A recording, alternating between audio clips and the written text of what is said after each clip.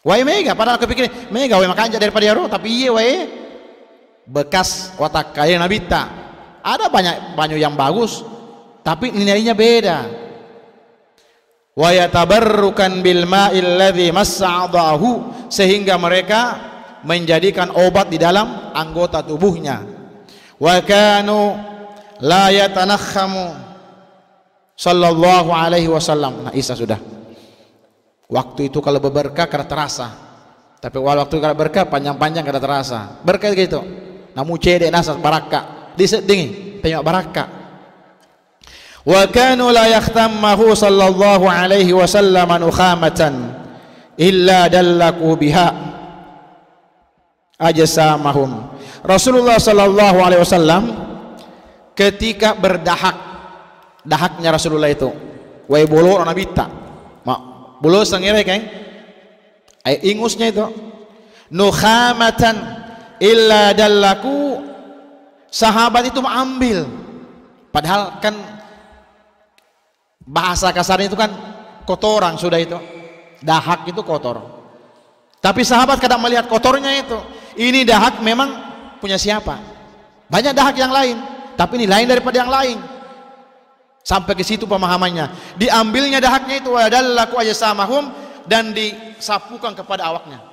Malah barakah makorona. Mereka tidak melihat lagi ini apa bentuknya, yang penting malah barakah kaya. Makanya biasanya orang-orang yang berangkat umrah haji, kita sampaikan di sana, ini debu kan di sana juga pakai ini, jangan sampai masuk ya. Mungkin ilmu kesehatan silahkan. Ilmu kesehatan memang debunya itu ya bibit penyakit lah, tapi ingatkan debunya Madinah lain dengan debu di kampung.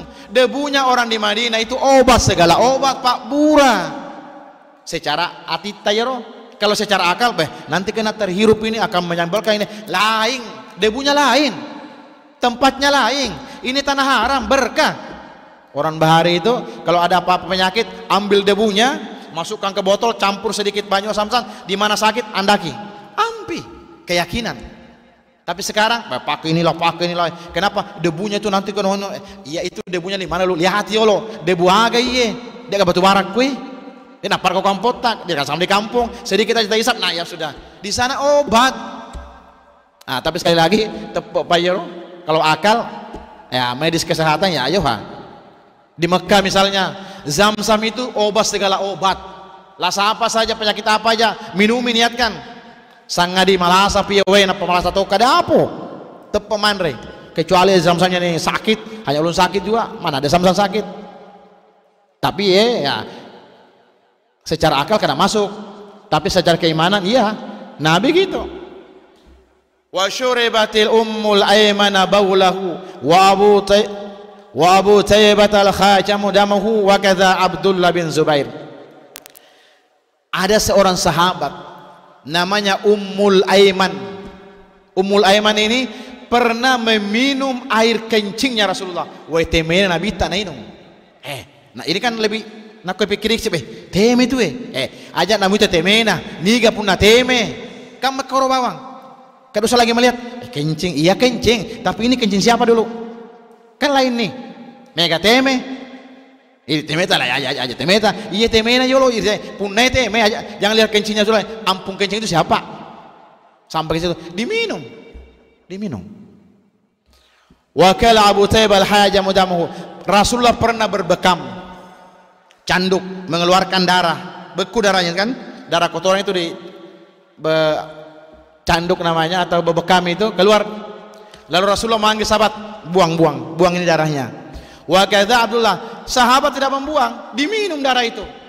Bayangkan, darah lodo memang. Caranya panik kalau tapi mereka berpegang ini darah siapa dulu? Banyak darah, tapi ini darah lain daripada yang lain. Wa kadza Abdullah bin Zubair, ada seorang sahabat Abdullah bin Zubair meminum darah. Nah, di sinilah ada keluar hadis Rasulullah sallallahu alaihi wasallam. Apa kata Rasulullah? Lan talijun naru batnuk. Perutmu tidak akan disentuh oleh api neraka, yaitu wawamu nase dek nanre api maga sabana iya darahku tamak ke darahmu, darah saya masuk ke dalam darahmu menjadi darah daging, tidak akan disentuh. Nabi tak dek nanre api. Ingka bahagian kecil kita ambil, tidak akan disentuh perutmu oleh api neraka. Wa man khalata dami lam tamassuhun nar. Yang kedua kata Rasulullah, siapa orang yang darahnya bercampur dengan darahku tidak akan dimakan oleh api. Itu Yarunal Barakah. Dan Rasulullah menyampaikan di hadapan sahabat seperti itu. Nah, banyak riwayat-riwayat yang menunjukkan hal-hal seperti ini. Walamma khadara Abu Bakr Siddiq radhiyallahu anhu. Satu lagi, ini panjang ini. Makanya kalau kita baca riwayat sahabat, tabi'in, salafus salih, pendahulu-pendahulu kita, rasa-rasanya kita ini jauh. Padahal kalau dipikir marepek tone konabita, dia berdekatan dengan Rasulullah, hidup bersama Rasulullah, begitu hormatnya dengan Rasulullah. Nah, kita ini sudah jauh dari Rasulullah, tambah kada tahu lagi istilah Rasulullah. Paling belan itu saya sangat harapan. Tidak bisa apa lagi yang kita harap ini. Sudah jauh dari Rasulullah, mengambil berkah kada tahu juga, bahkan tidak percaya namanya berkah. Banyak sekarang dia sama barakat tunasan. Puang emana mua tunasan. Iya, puang emana mua, tapi iya tahu kan puang itu pataraka pangkana. Tilkar rusul faddalna ba'dahum ala ba'din. Allah melebihkan satu di antara yang satu. Puangnya surah, puangnya pabarakai. Laki magai di. Nah, kita tugas kita cari keberkahan aja. Walamma khadarat Abu Bakr As-Siddiq radhiyallahu anhu wafatau. Qalat lahu Aisyah radhiyallahu an, "Bima takaffunika ya abta?" Faqala laha fi thawbi hadha alladhi kuntu usalli bi khalq Rasulillah sallallahu alaihi wasallam. Faqala lahu Aisyah radhiyallahu anha, "Ya abata, innahu qad baliya. Ala tashtari laka kaffanha jadidan?" Faqala ya Aisyah, "Innal hayya aula bil hadid minal mayyit."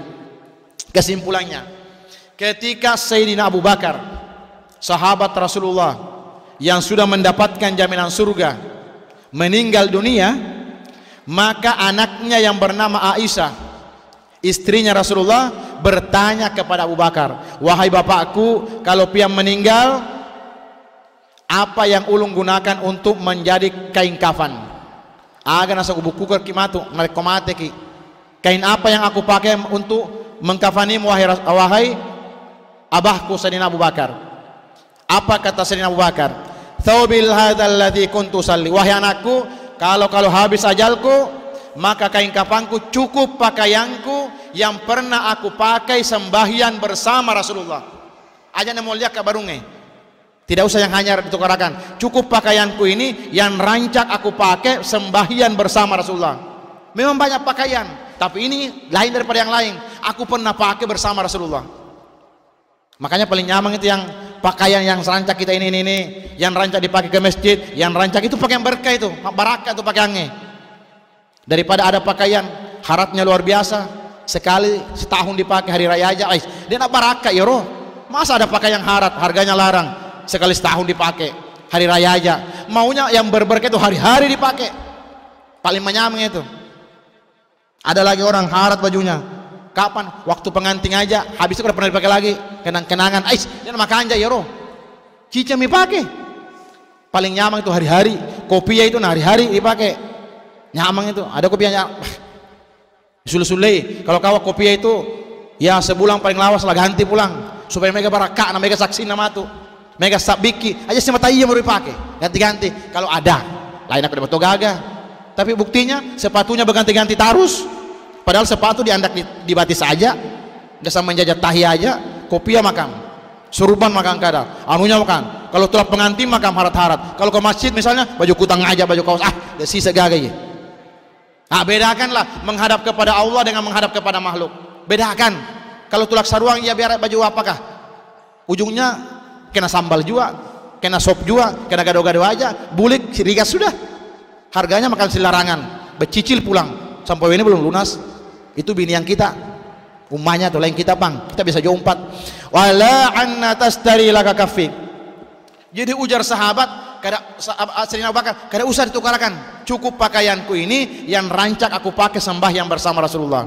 Faqala lahu Aisyah, maka anaknya Aisyah bertanya, wahai Abu Bakar, ini pakaian piang ini rabit sudah, banyak rabitnya sudah. Oh, jangan dilihat rabitnya. Ini pernah bersama Rasulullah. Masalah rabit kadang-kadang usah dipikirkan. Ada yang baru tapi belum pernah bersama, dia barakana aja mau lihat kanasan.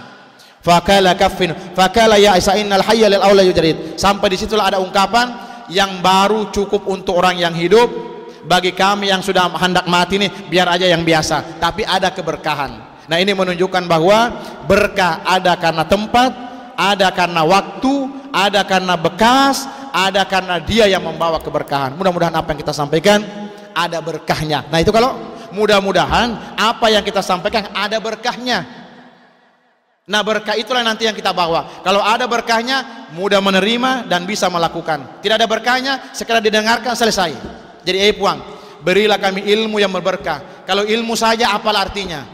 Yang ulun cari ilmunya berberkah sehingga memberikan kedamaian kepada diri saya. Berikanlah harta ya Allah, harta yang berkah. Kalau tidak ada berkahnya apa? Ya Allah, berilah kami keluarga yang berberkah. Kalau keluarga aja karena berkahnya ais degaga. Nah solangim itu. Masa atau sunni. Karena berkah tidak ada. Yang dicari adalah keberkahan. Nah mudah-mudahan apa yang kita sampaikan ada berkah dan manfaatnya. Atahal siniyah wa ala kulli ma nawabihi salafus salih. Bismillahirrahmanirrahim. Alhamdulillahirabbil alamin wassalatu wassalamu ala sayyidina Muhammad wa ala ajma'in. Allah ikhlas bi talabil ilm wa fi nashriha wa fi jami' ta'ah. Sallallahu ala sayyidina Muhammadin wa ala alihi wa sahbihi wa sallam. Walhamdulillahi rabbil alamin. Taqabbalallahu minkum. Assalamualaikum warahmatullahi wabarakatuh.